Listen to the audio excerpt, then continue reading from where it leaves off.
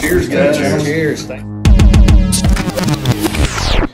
All right, what's up, everybody? Welcome to another episode of Sips, Riffs, and Flix. I'm your co-host, Kevin. And I'm Brandon. And we are here today on a very special, on location, filming at what has become one of our new favorite bourbons.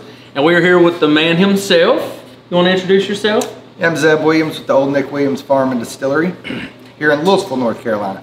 So if you remember from a past episode, we tried the Old Nick Williams bourbon and talked about how much we liked it. We talked about how cool Zeb's name was. Yeah, we did. I think Brandon said something along the lines of maybe the only kid in class with that name. Of course. Yeah, definitely was the only kid in class with that name. So they reached out to us and asked us to come visit the location, meet Zeb, talk about the different things they have going on here, and we graciously accepted the offer, and we're super excited to be here, so thank you for having us. Absolutely, thank you for being here. Yep, so appreciate it. One of the things a lot of people had asked us about when we tried Old Nick Williams on the show, we passed our bottles around to neighbors, but people wanted to know how they can get access to Old Nick Williams.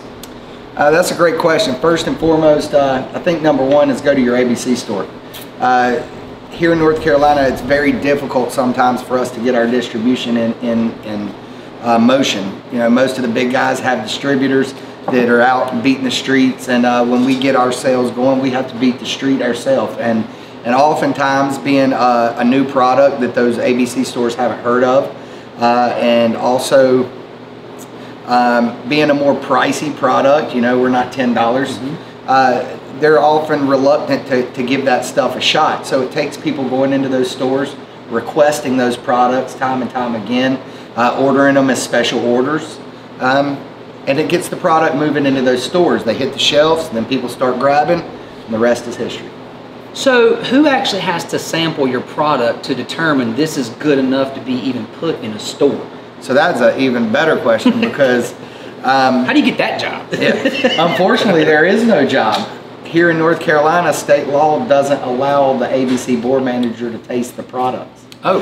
No, that's kind of weird. So now I have to go in and say, hey, you like the label? Yeah. It's in marketing, right? Yeah, exactly. So we have to do a heck of a job getting out, shaking hands, making relationships, getting people like you talking about the product, and that's how it just goes. Yeah. So it kind of has to build itself organically in a way, right?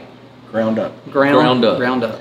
So let's talk about when you say ground up. So Old Nick Williams has been around a long time. When did it start, and can you bring us to you coming into it as well? Absolutely. So family settled here in the 1760s. My fifth great grandfather actually started putting the first distillery here on the property in 1768. Okay. Progressed, passed along father to son through Prohibition, and until my great grandfather inherited it. He was the one that dealt with Prohibition here in North Carolina, and in 1908, North Carolina basically passed Prohibition here in the state. A lot of people don't know we were the first state in the United States to actually pass Prohibition. I didn't. I don't even know if it was the first state, but we were right there along with the first states. Okay. So at that time, we were forced to stop production here and could only ship outside state lines. Then my great grandfather passed away in 1913, so never saw federal prohibition enacted. In 1920, the revenuers came in and disposed of the liquor that we had here aging on the property, killing the brand at that time. Hence the name of the bar, the Busted Barrel. Okay. Which I could not remember the last time. So if history serves me correct, you guys were essentially established before the United States of America. That would be the case. So America was built around Old Nick Williams. That's what I just heard. That's what I'm thinking. Yep. True. My great grandfather was a colonel in the Revolutionary War. So wow. Yes, he was. And so are we on the same land that it started on? So then, yes, it was a huge tract of land. Okay. So this is part of the land. Okay. The actual spot of the home and the distillery at that time was about 3/4 of a mile up the road. Okay. When that farmhouse burned, they moved down here to a little bit better location. If you actually went over this hill here, you'd hit the creek called Panther Creek, and that's where the old still sites were set.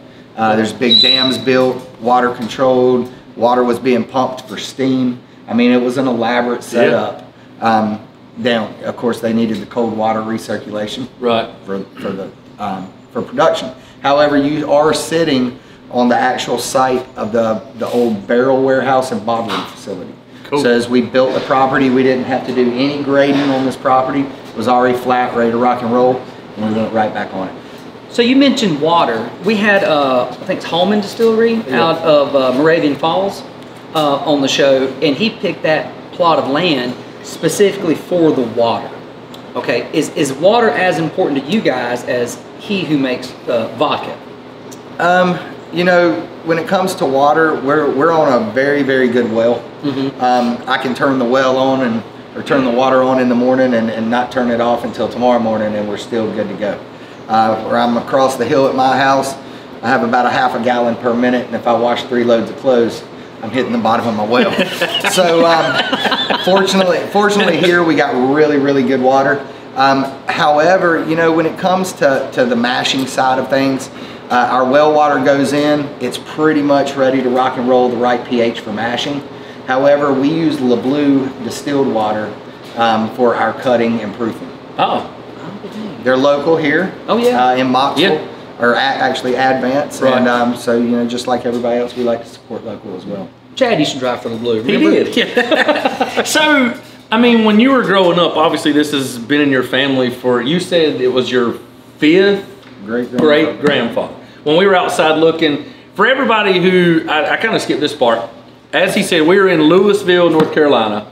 And I found this place by mistake. If you haven't seen the first podcast, just came upon it by mistake. It is the coolest place. Zeb's awesome. The history is so cool.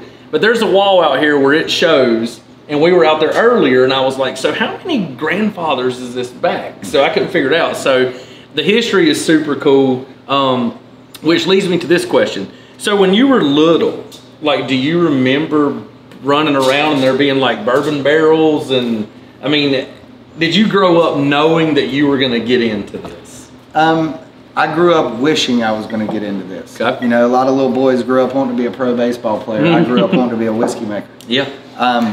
So, you know, I feel pretty fortunate that I'm doing what I wanted to do. Yeah. You know, that's the cool part. But to answer your question, yes. We have several glass piles here on the property where the revenuers actually came in and broke the bottles and the barrels. My cousin Matt and I spent countless hours digging in the glass piles looking for that elusive whole bottle. Yeah. You know. Have you found it? I did. I found one. It wasn't full, but it was intact. And I still have it at my house actually on display. It was a pint bottle, which would have had a paper label. So the label was gone, but it was an intact bottle. So it was pretty cool to find that day. I was maybe 10 or 12 years old. That's awesome.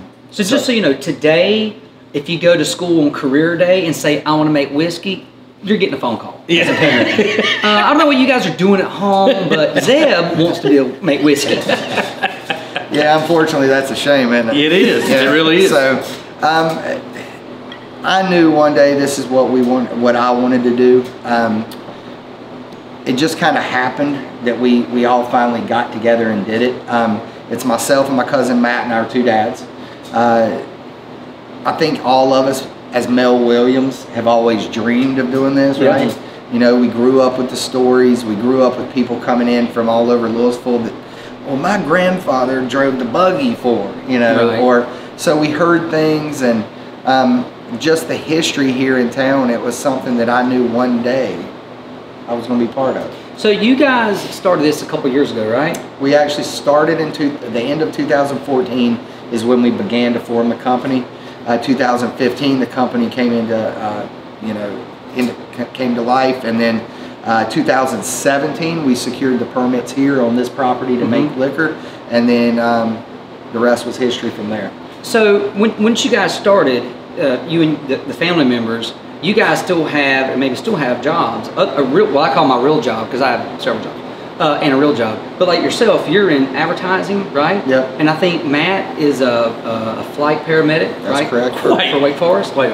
Did you do research? I'm just under the pretty face. I don't know if you know this. You said we weren't doing research. Well, sorry. Go ahead with your great question. Go ahead. But your dad's also a retired school teacher. So you guys formed this thing together. You come together and you're like, this is what we're going to do. So my question is for those people out there like myself, Kevin, and others who have our real jobs, but we also pay the bills. But we also have these other small companies and we're entrepreneurs. Where are you guys at? Are you still at the process to where you have to have your real jobs, or are you to the point of growth to where you guys can actually live your dream? That's a great question again, and I'm glad you did some research. Of course, it was a great question. So when the business started, fortunately with my advertising business, I was in the position and I had the right the resources and I guess the help to handle the business and it still operate. Luckily, my advertising business is those big, gigantic mobile billboard trucks that you see drive around. We actually custom fabricated those, and we sent trucks all over the United States for advertising. So I'm sending drivers, I'm doing this, but most of my work comes in via email, comes in via phone call. So I could still be here and still operate the distillery and do the day-to-days. My cousin Matt still is a flight paramedic, and that's his real job. Now, advertising is still my real job. It pays the bills. However, I'm pretty much married to this place. We were very fortunate with COVID. A lot of businesses struggled during that particular time. Luckily, we were able to surf that hand sanitizer wave that a lot of distilleries were able to jump on. Being involved with our Distillers Association, I was able to get kind of the front-hand knowledge of what was going on in Washington, D.C. When all that was transforming with the FDA, and we did very well with it, and it's allowed us to actually build the outside into an entertainment venue and kind of grow as a different venture. When we started this business in 2015, keep in mind, distilleries could only sell one bottle per person per year at the distillery. Per year? Per year. I didn't know that. So that actually happened October 1st, 2015. Before then, you couldn't buy any bottles at a distillery. So people do realize it's like the 21st century. And who keeps up with this? Unfortunately, we are forced to. Oh, okay. If I gave you the list of laws and advertising laws and laid it in front of you, y'all gonna make a whole daggone show just on the BS in those laws. So, from there, I got involved on the board with our Distillers Association, and in the last 4 to 5 years, between our lobbyist, Patrick Ballantyne, who does a phenomenal job in Raleigh, and our board for the Distillers Association, we have gotten some major laws changed here in North Carolina. One, it removed those limits from those bottle sales. That was huge. We went from 1 bottle, then to 5 bottles, now it's unlimited. We can also now ship to 9 states that don't have to reciprocate shipping back to us. So that makes a huge difference. Places like Washington, D.C., Arizona, some of those other locations that we can now ship our liquor into that we never could before, because North Carolina didn't allow us to ship out. It also allows us to operate a bar in our tasting room, which is huge. We just talked about how hard it is to get your liquor on the shelves of ABC stores. It's just as hard getting your liquor on the shelves at bars. And that it has to be on the shelves at the ABC store for the bars to really get their hands on it. So the bar allows us to operate and actually make a little money on our product, just like our friends in wine and beer. They've been able to sell their products on location, make cocktails, make drinks, and serve that for many years now. And it was just finally time that our state followed suit and gave us a little bit of parity with them. So we're moving in the right direction. Our legislators are hearing the noise that we're making. We now have over 80 distilleries in North Carolina, which is huge. When I started this, I could think of maybe 15. So we're growing at an astronomical rate, not to mention we are now being looked at by 49 other states as a leader in the spirit industry because of laws we're changing. Cool. This past October 1st, we can now serve and sell liquor bottles on Sunday at the distillery. Something that's never ever been done since 1908. So, we're moving in the right direction.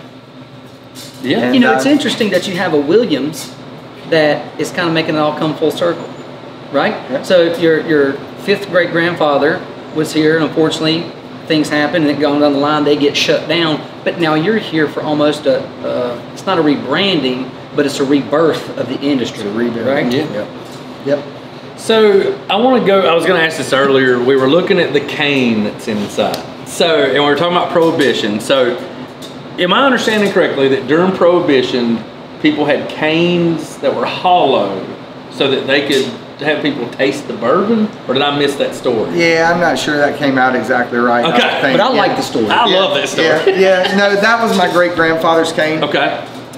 From what I understand, he wasn't a drinker, but he kept that cane flask full. So if you ever wanted a taste or a nip of Old Nick, he could give you a taste, and then hence sell his product. Yeah, I actually have a replica of that cane with the same flask. Holds exactly a shot, and use it quite frequently. I was gonna say I need to get my hands on one of those. Panthers football game. Right, that's right. You have a handicap. You have a limp. Yeah. So did I see a letter in there from President Roosevelt? You did. That was actually a letter on the wall congratulating my great grandmother on the birth of her 10th child. Wow. She needed a lot of bourbon. Yeah. The 10th child. 10th child. And so, and with that letter, it led me to think about this. I was reading there on the wall too that y'all found a safe. At some point, somebody found a safe, and it had some receipts, letters, and things from it. It said like some distinguished people in Washington. And so, what's something that you have found that you maybe didn't know about or only had half the story, and you found it and was like, it just kind of blew your mind that you're part of this much greater thing than you maybe even thought of? Another great question. I got one. Did you prep? I did not prep. Come on, acting like it now. I'm spur of the moment. So, once he asks a good one, I'm sitting here like, I'm going to your game up. That's right. So, fortunately, a few years ago, we were picked up by Discovery Channel, and they ran a show on us called Moonshiner's Whiskey Business. We were episode 1, and they brought in Fred Minnick. You know who Fred Minnick is? He's one of the most, well-known bourbon enthusiasts. Writes Bourbon Plus magazine. He's one of the judges in every tasting competition across. Well, that year our bourbon had scored a double gold medal at the San Francisco World Spirit Competition, which was huge for us. We threw it out there.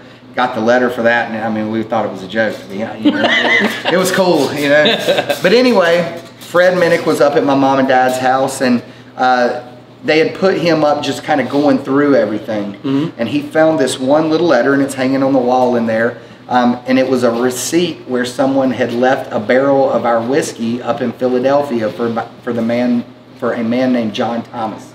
Well, as we researched, John Thomas was a captain that frequently traveled from Pennsylvania down the coast to Jamaica. And what Fred researched and determined was that was one of the first documented times that a U.S. whiskey barrel was taken to another country for the purposes of aging spirits at another country. Wow. So being that I made Jamaican rum already, like it really put chills down my back. I mean, literally, if you watch the show, when I say, wow, that's giving me chills, I just had them run across me. Yeah. So that was probably one of the neatest, not known things that we found, or that I found, just because of my #1 love for Jamaica. Yeah. And #2, my love for Jamaican style rum. Yeah. So that was really, really cool. I was actually talking with my business partner, Ashley, yesterday about how we would love the opportunity for somebody like Fred to come back in and really just gut our information and see what he could find. Yeah. I'm not a historian. I'm certainly not one who likes to read. Yeah, we aren't either. Yeah. But you know, we'll tag Fred. I mean, we could probably make that happen for you. Yeah, and I mean, y'all call him up. We'll give him. Well, a call. Y'all want me to give you his number? Yeah. there's also this guy. He'd be like, on Moonshiners now. What's his name? Josh? Yeah. Is that his name or something like Oh, that? yeah. You never know. He could be watching, and maybe, just maybe, he could have been at a concert last night with somebody very close to us. You know? So you just never know. Brandon, do you have a question that can top the one I just asked? Yeah, I'm coming up with it. The only question I have right now is when are we going to open this little jewel to sample? Yeah. Let's taste it. Well, gentlemen, you're a guest in my house. Why don't you grab it and Brandon, get up? Don't threaten me a good time. Don't break it. Whatever. Oh, don't you worry. These little tender, precious hands, not going to break a thing but hearts. So while Been doing it my whole life. That's what they tell me. So while Brandon's getting this out, you want to tell us a little bit about what we're gonna taste, and we got to hear a little bit of the story, which is awesome, and we wanted you to save it. So if you'll give us this story about what we're drinking. Yeah, absolutely. So this is basically the very first batch of barrels that we made when we got back into business in 2015. As I mentioned to you guys, we had reached out to the guys at... Help me. Brandon will break something. Well, I just want to open stuff. We had reached out to the guys at Foothills Distillery up in Conover, who make incredibly good juice as well, to help us get started in the business. They were nice enough to do that and share a lot of information with us, and we are still incredible friends with Zach today. So these barrels we did our bottled in bond release. We dedicated it to the gentleman, master distiller Tim Weaver, who you see on the side of the box. Right. Unfortunately, he was killed in a car accident a few months before we opened our doors. And these were some of the very last barrels that were still barreled of spirit that he made while he was alive. So we felt the need to dedicate this to him. And my dad custom built every one of these handmade boxes from cedar here on the farm. And then I laser engraved it. Being in the advertising business, I've got a laser engraver at the house. So you know, we do a lot of glassware too, if y'all need some glasses. A little promo, a little swag. Yeah, need some swag. So it was just a really nice expression, and it's an incredibly good spirit. My personal opinion, obviously it's bottled at 100 proof, being a bottled in bond, but it drinks like a well-aged Kentucky bourbon. You're going to get the depths of the oak. It's a different ball game from that 3-year that y'all sampled a few weeks ago. Which is great, by Which the is way. delicious. Yeah. I had 2 glasses last night just to reaffirm how good it was before I fell asleep on the couch. I had one too. And on Thursday night of last week, he kept doing this with the bottle. And then he'd hand it to me, and I would, and then it just kept going back and forth. So it's a very easy drinker. So I'm really excited about this. It is a very easy drink. There's a picture of the Macho Man out there with the bottle. I'll share it with you later. So I'll tell you what, I'm going to let you do the honors of pouring this bad boy, because I don't know how to pour it in this flute. Now this is called, actually, what type of glass This is a Glencairn. They're actually crystal. Yeah, you thought it was Glenfiddich. I knew it was. You know Chris and Karen, not Glenn and Karen. That's right. So, and then before we drink this, so we're going to ask an important question for you, who obviously knows 1,000 times more about all this than we do. So we go. Yes, sir. Go ahead. We go back and forth a lot with what's the actual appropriate way to taste bourbon. So Well, we've been told with your mouth. That's how I do it. It's a good place to start. So we've had people tell us that you should hold it, gargle it, swallow it. Next time, do a full shot. We basically just do shots, but we want to know how you would tell somebody how they should taste this. Well, you know, I really think the nose is important, and the legs on your bourbon. Mm-hmm. That's right. I love nose and legs. Yeah, absolutely. Is this PG, right? You can do whatever you want. Yeah. Whatever you want. Nothing we do is Jokes kids can go friendly. all over. All over. So, you know, I like to smell mine. I'm gonna try that. Try to pick that up. I'm gonna go back to Brandon ninth tries grade. to pretend he knows what to do. Oh, no, this is ninth grade like to waft. physical science. You waft it. You don't want to burn the nares, if you will. No nair burning. No nair burning.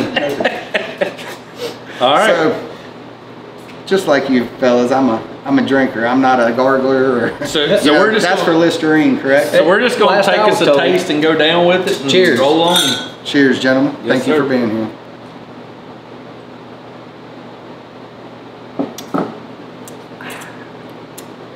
Well, that's good. That's good. Brandon, go ahead and tell us what you taste, Brandon. Well, to be honest with you, I normally don't taste anything. My nose is ruptured. Okay, I got a non-repairable nose, I guess, to smell stuff. But I will tell you what I taste in this is like a woodsy oak. That's what I was getting to. Yep. Normally, Brandon tastes, I don't even remember, what is Nutmeg. Nutmeg. Yeah, there's no nutmeg in this. It normally tastes this nutmeg. But this, I like that woodsy taste. Me Because too. I also like Scotch. Like the smokier, the peatier, man, the better. But like this right here, Man, that's good. That is good. So I get the oak, and then a little faint hint of cinnamon. and a little Yeah. caramel on the back end. I get some cinnamon, for sure.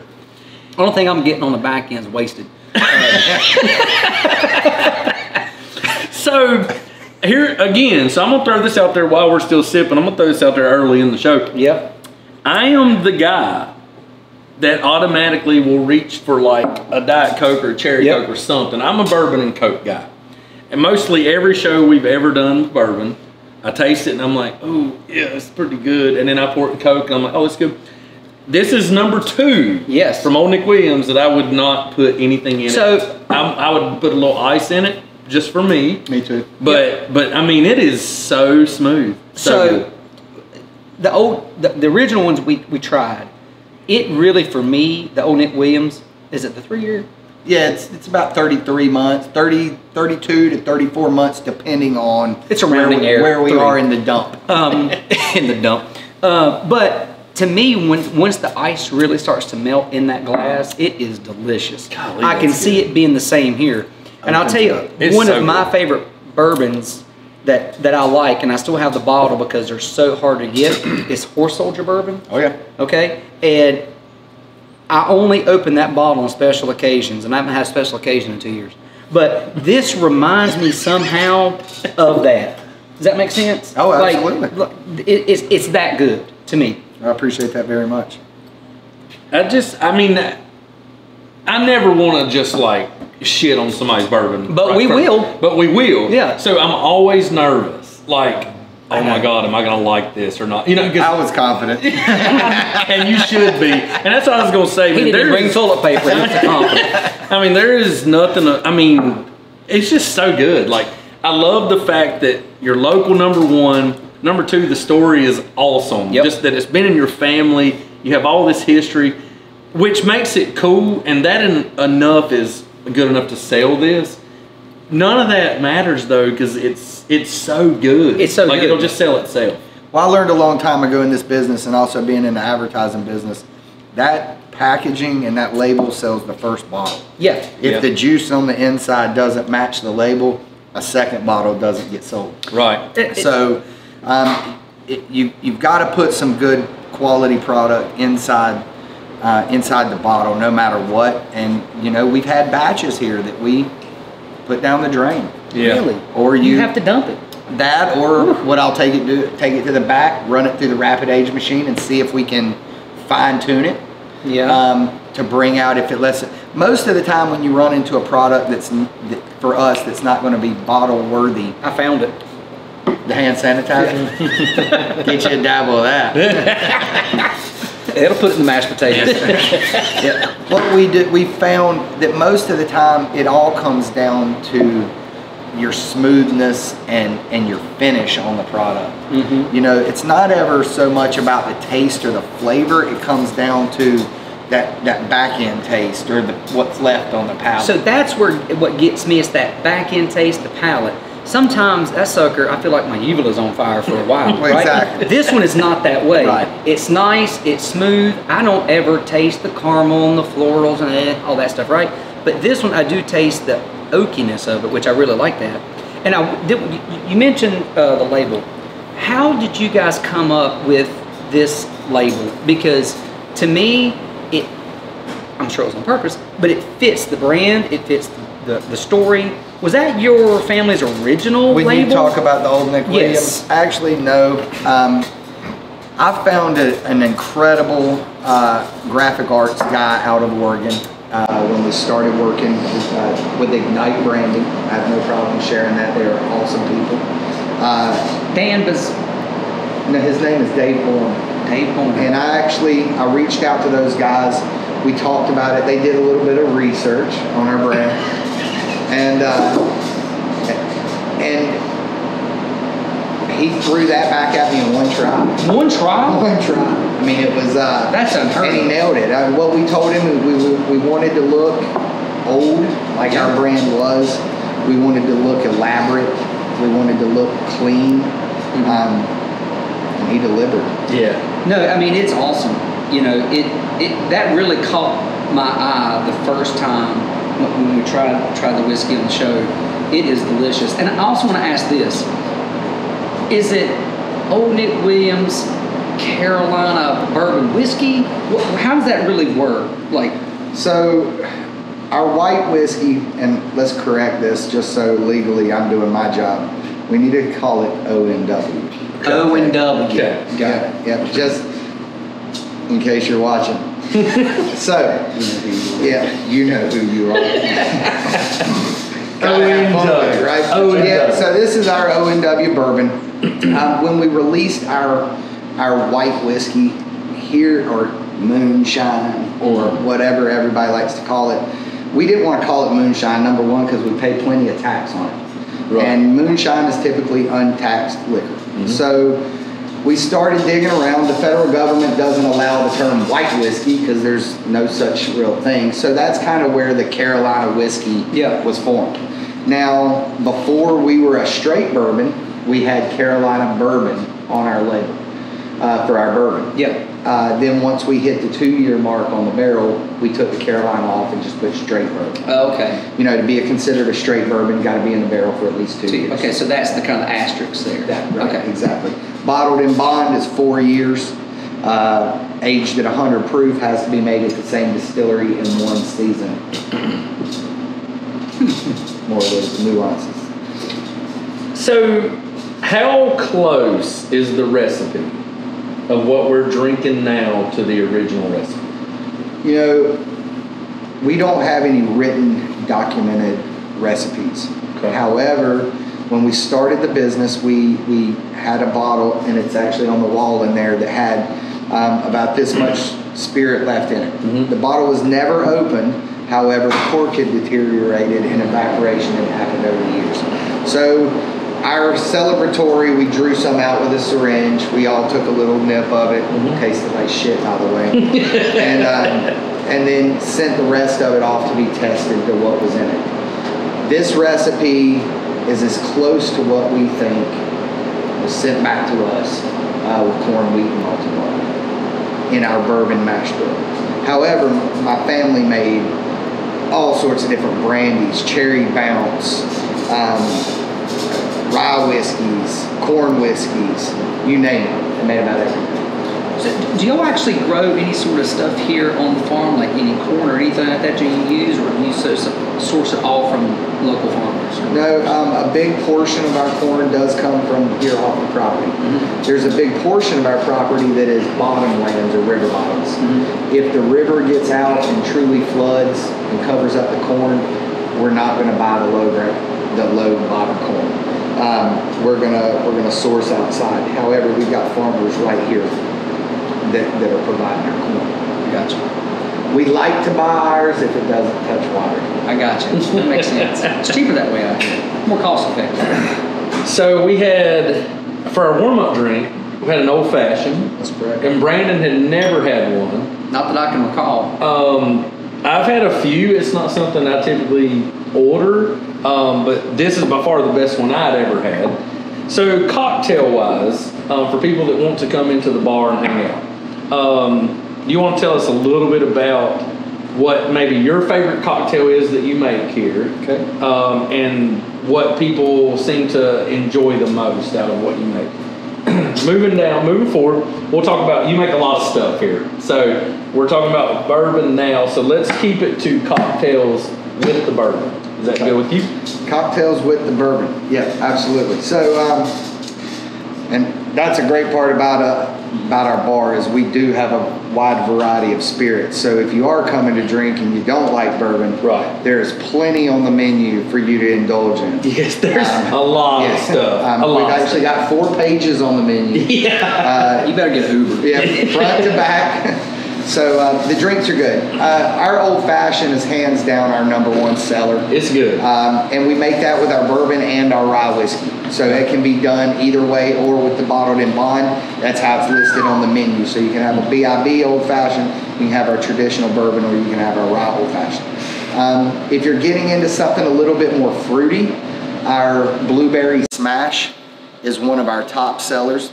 It's we muddle fresh blueberries, splash of lemon juice, splash of simple syrup, a little bit of blueberry puree for color, and then about 1.5 to 2 ounces of bourbon in the cocktail, and topped off with club soda. It's an incredible light drinking spirit. That sounds delicious. Not overly sweet. You know, 3 of them, your belly's not going to be rocking because all the sugar. Yeah, I mean, it's good stuff. Is there an Airbnb close? Because I'm going to need it. There's the Airbnb field.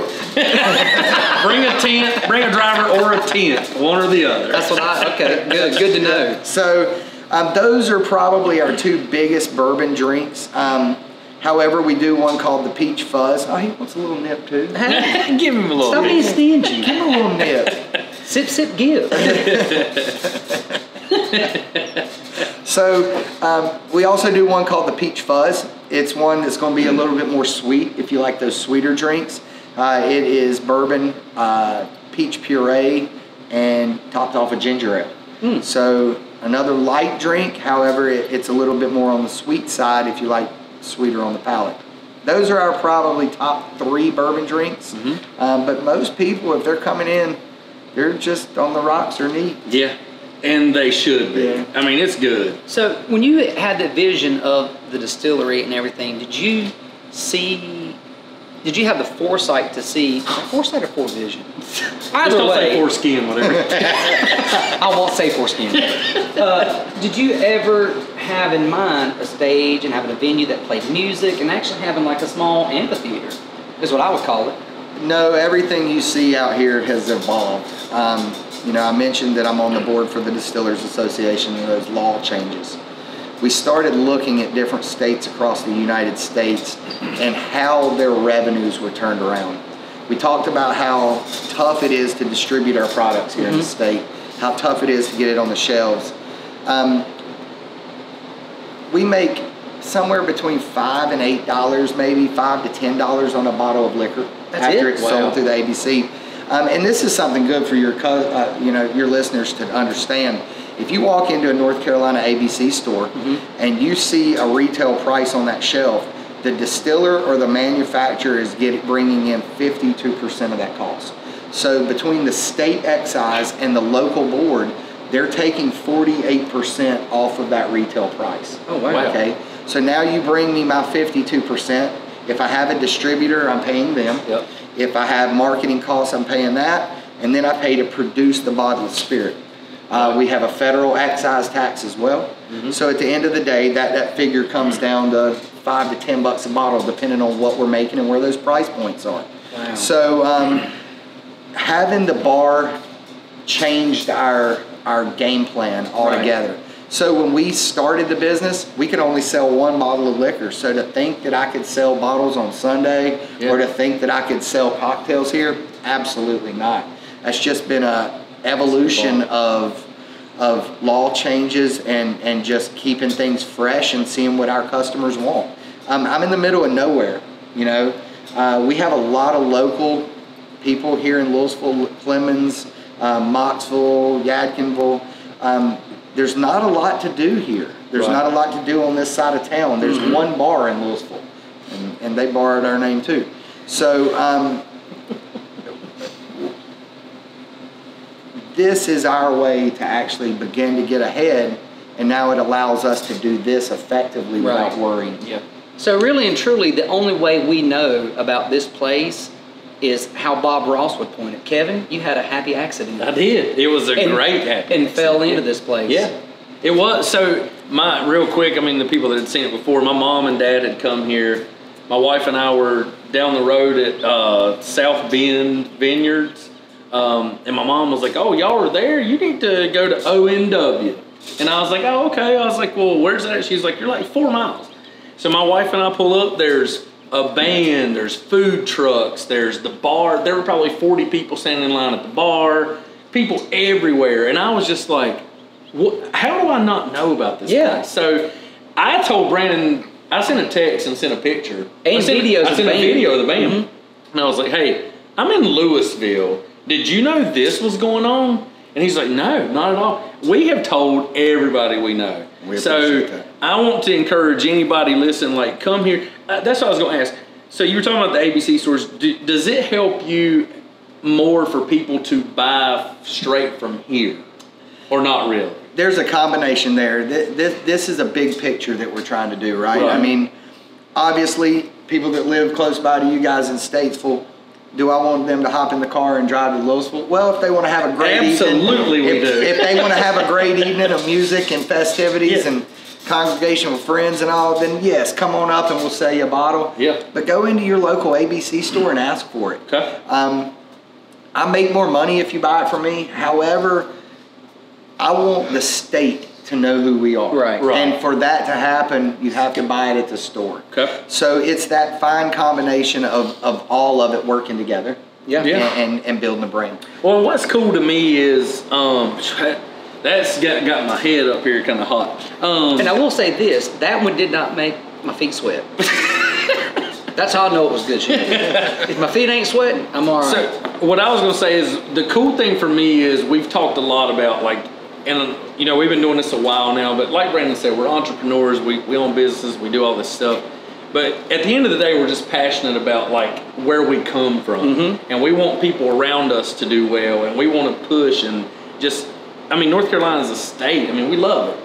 So to find somebody like you who has this whole history, and now you've started this, and it just keeps growing and growing and growing, and now you're on the board, and that's what it takes, is like people with the passion to not only follow their dreams, but to push and open barriers so that other people can come along and benefit from it. So I think what you're doing is awesome, and I just want to thank you not only for having us on here, but for what you're doing. And anything we can do, I'm all about it. I love what you're doing. Well, I appreciate that very much, but just keep in mind that the fights, they're not just happening now. This happened, I mean, my great-grandfather was fighting Prohibition. Right. You know, he died at 48 years old from a stroke in 1913 after North Carolina had already gone into Prohibition. That wasn't probably for no reason, you know. Right, yeah. The stress and the fights were already there. Yeah. And it's in my blood to continue what my family started. Yeah, and I think it's awesome. So we were talking earlier, and it's about the whole fight, and there's political stuff that has to happen, and there's always seems like an obstacle, right? A lot of what happens with your brand once it leaves here is out of your hands, right? There's a lot of different fault points. And one of those, we're talking about the supply chain, right? Absolutely. Getting your product into a truck and getting it there and make sure it doesn't get kicked off the truck. Right. Question number one, could you explain how products don't make it on a truck? And number two, are you allowed to source your own truck and truck driver and have it delivered to stores?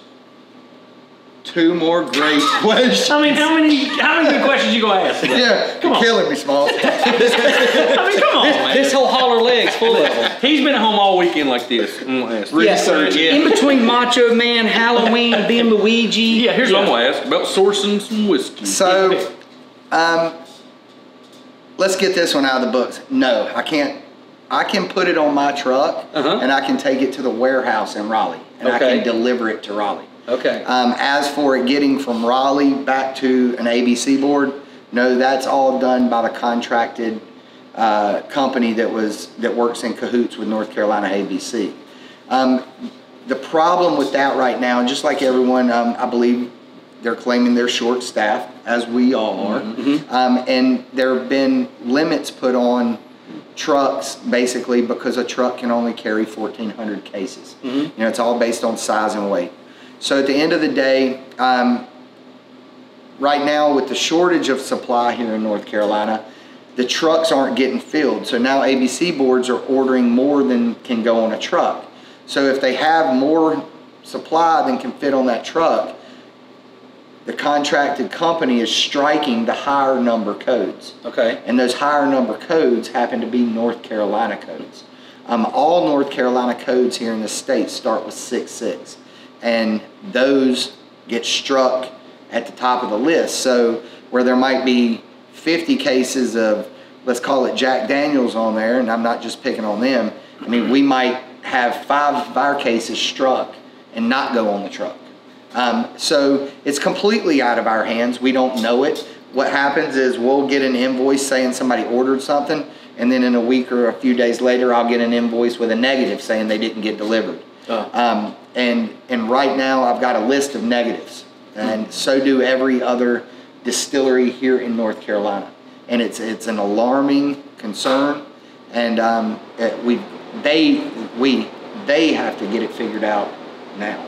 But you know, it seems like because of your high code of 6.6, thank goodness there's not another 6 on that tail end, that you're the little guys kind of being smashed out of that, but yet your bigger brands are having an opportunity to still flourish. And I don't know if anybody's been in the ABC store lately, but prices are going up. It is. So even though... And shelves are empty too. Right, but supply and demand. So right. someone like Jack Daniels or Jim Beam, who has their double oak, is at $26.99, right? Now it's $28.99, but they're still getting product on the shelf, so they're still making money hand over fist. That's right. And they're going to chew right through that price increase because the consumer's going to buy it because it's there. Because it's there. Yeah. Right. Because one thing we're going to do is not stop drinking. That's correct.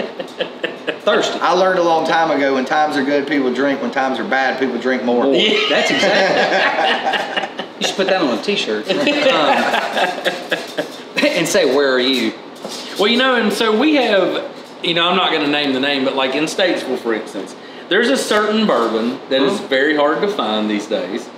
And it's almost like people have this little list, and it's like if such and such comes in, I'm going to let this person know, this person know, this person know. Before it ever hits the shelves, it's gone.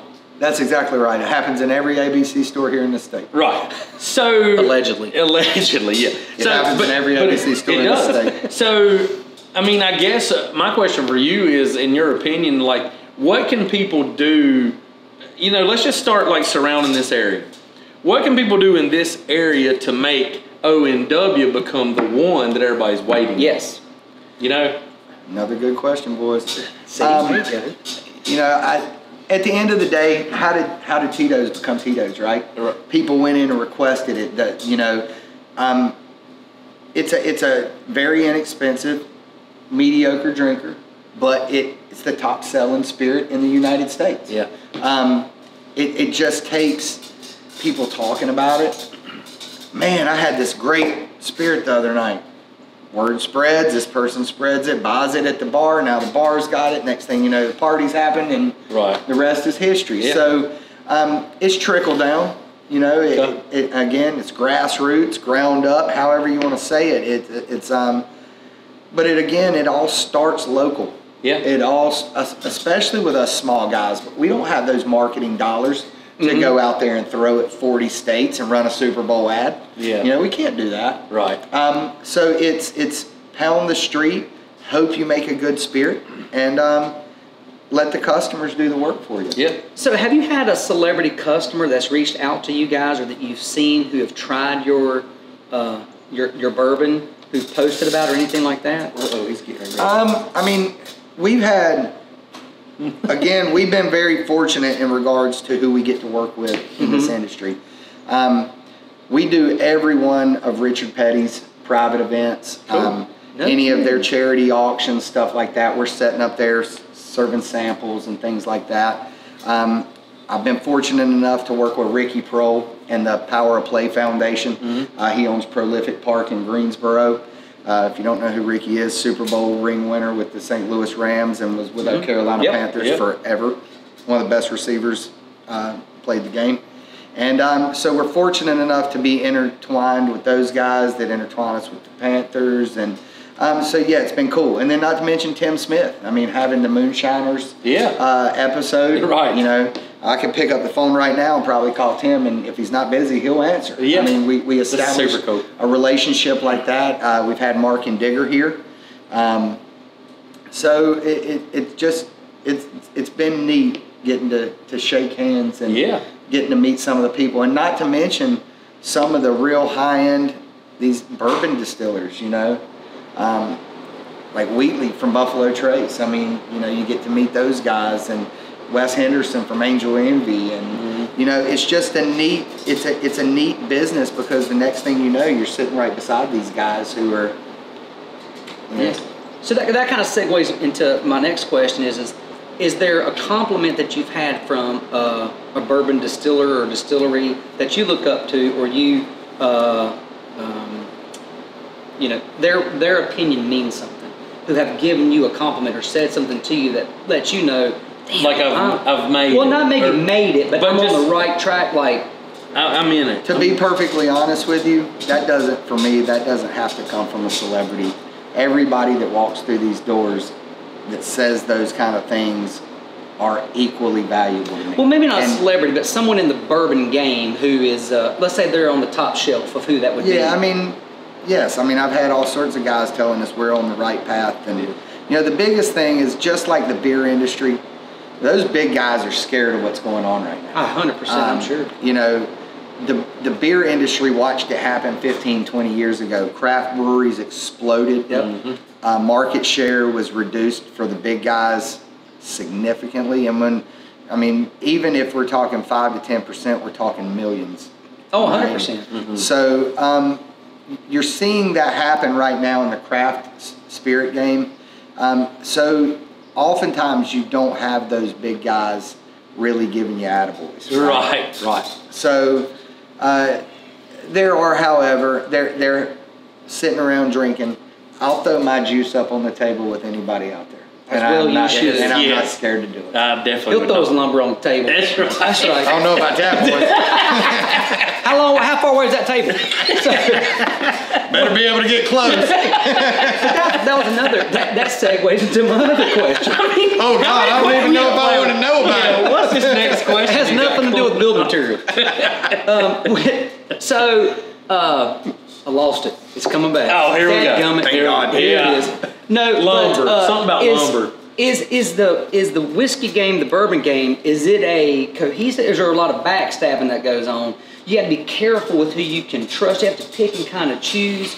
Or is there like a camaraderie? Because I feel like in the craft beer world, there's a camaraderie where they all help each other. They actually come in and help. You know, mix and stuff. Finagle a recipe. We've talked to several. Dude, he's got some good questions. Yeah. I think he prepared. I swear he prepared. I'm telling you. No, you just got to let it flow, and then you follow yourself. So, yes. He had it written.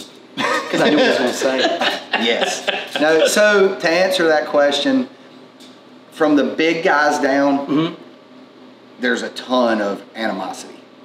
That's why you're seeing lawsuits after lawsuits, name lawsuits. So the minute something happens, somebody drops a brand, some big guy who's even remotely close is going to sue them in a minute, because they know that brand will take market share. Yep.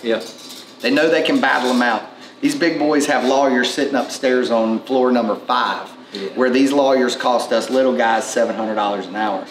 So that's robbery without a gun. $700 an hour. Well, you start getting into trademark fights, boys. It is. That's what they cost. So from the big guys down, they end up working with you. They don't want to really work with you. There's it's cutthroat. However, here in the tight craft world, yes, we all work together. Not we all. There is a vast majority of us that work together. And that majority is getting bigger, louder, and stronger because our Distillers Association here in North Carolina is doing such impactful things now. It's really attracting those guys, even the older guys who've been in the business that we didn't get things done for years, now are like, holy cow, Like, these guys are really stepping up and doing things for our industry, and now they're hopping on board. Yeah. And it's growing us quick, and it's growing us strong. And I firmly believe in the next 10 years, North Carolina is going to be producing some of the best spirits in the United States. Our weather is perfect for aging barrels. Well, it's funny you say that, because we have a distillery in Statesville, Southern Distilleries, and Statesville back before Prohibition used to be the liquor capital of the world, Right. which is a pretty amazing story all in itself. He didn't just. He read that. Right. He had to. I took the tour. Yeah, I was going to say, Oh, come on. I've taken those tours. No, by the way, that those, means too. we know those guys very well down there. They're doing big things and making great liquor themselves. One of the prettiest stills in the state. Isn't it though? What is it that their big still is called? Big something or twin or? Pull up your latest Google search and read about it. No, Kevin, I support locals. I know you. No, I know what you're I talking can't about. remember the name, yeah, but man, I'll tell you sexy, what, but I it's would something. love to have it. I mean, it's a beautiful, beautiful piece of equipment. But Pete and those guys down there, they're doing big things, and he's helping lead our industry, and he'll be on the forefront moving forward. I mean, they're good people. If there was one piece of advice that you could give the young person out there who is thinking, do I put my foot into the pond or do I not? What do you recommend they do? Run. Hey! Run or be prepared to swim hard. Because this industry, from what we always talked about, is not for the faint of heart. Yeah, like I told you guys sitting out there, if we didn't have this history and this branding and the true story, there's no way I'd want to be in this business. Yeah. It's completely cutthroat. Unless you have tons of money just to throw away, run. Wow. Or come by me. Come by us. Yeah. So what would you do if, say, like a Buffalo Trace Distillery or whoever came and they offered you money? Would you actually sell your... That's a question that would have to go in front of our board and our company. It'd have to have a lot of zeros. Damn right. Yeah, got to.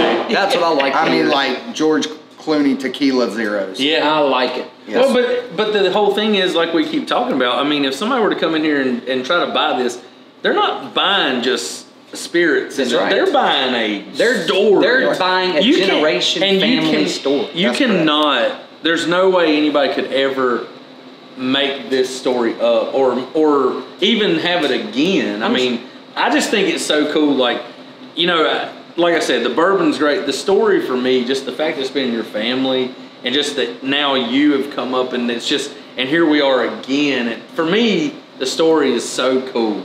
And I mean, there's a price for everything, but I'm with you. It'd have to have a lot of zeros. Yeah, I mean, it would. Enough to where I could be on my yacht. Yeah. And it says, whiskey me away on the back. Oh, yeah. Already got the name. And by the way, trademark. By the way, in any yacht, it's a yacht. Yeah, that's right. Yeah. It's a damn yacht. Oh, it'd have to be big enough to be a yacht. That's right. So, again, everybody, we are at ONW, also known as Old Nick Williams, and we're in Louisville, and we're here with Zeb, and man, the old fashioned was wonderful. We've had this very rare, very special release, ONW, Bottle and Bond. So, Brandon, the question is, would you walk across the street to drink this? I would walk, run, bear crawl, duck walk, whatever it took, if I could have a sip of this. Okay. And I'm right there with you. I'd ride on your back across there if I had to. Don't worry, there's room. So we talked about supporting local. Yep. I mean, we're right here. I just can't stress enough. You won't find a cooler place than this. The bar is awesome. Zeb is awesome. The drinks are awesome. The atmosphere, everything is so cool. I want everybody to come here and hang out. Maybe we can figure something out. If you mention citrus and Flix, there might be some kind of little special something. Who knows? Oh, absolutely. We throw in a free tour. Or, yeah, who knows? We'll just see. But I will tell you this, from your story to our idea of a podcast, we would have never, ever, ever dreamt that someone like yourself, your team would have reached out and said, if you guys want to come in and do a show, come on in. Yeah. Oh, you gentlemen are welcome anytime. So with that, anytime. we thank you. Yeah, absolutely. And I almost feel like we can almost retire after this. Like we've reached the pinnacle, boys. We've made it. That's right. As long as we got y'all believing. Hey, we're believing and sipping. All right, so everybody out there, like, comment, share, tag ONW, reach out to your local ABC stores, ask for ONW. Come visit. Yes. Comment. What else we got? Anything else? Bring a tent, because you're going to need it. Yeah. Oh, that reminds me of another question I was going to ask. Go ahead. If someone were to come here to have drinks, hang out, eat at the food trucks, whatever, what's the likelihood that they will actually see you behind the bar? Pretty daggone likely. Okay. You know, typically on a busy weekend, we have a lower bar going on outside. We have an upper outside bar, and then we've got our inside bar. There's a good chance I'm going to be shaking cocktails at one of them. Awesome. Yep. All right, guys, we'll come visit ONW here in Louisville, North Carolina. And Brandon, do you have is there anything that you've researched that you didn't ask? No. I would say whatever you do, go out and try it. I promise you, you will not be disappointed. Exactly. Yes, it's great. And by the way, if you're a novice bourbon drinker or an experienced, refined palate, you're going to love it. Yep. So thanks for tuning in.